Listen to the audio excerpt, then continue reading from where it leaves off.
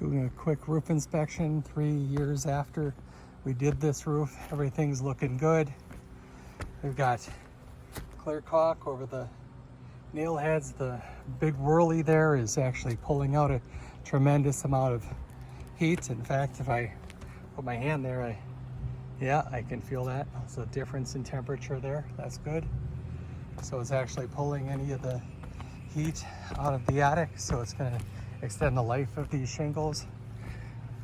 This is a light color, so despite the fact that the average roof here in southeastern Wisconsin actually only lasts for 18 to 20 years, I suspect that this roof will be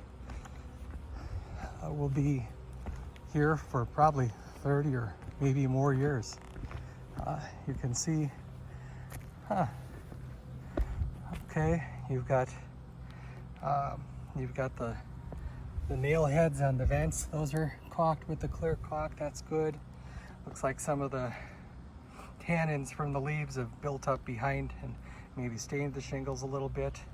No big deal there. The lead boot is in great shape. Hasn't been affected by critters like squirrels or anything.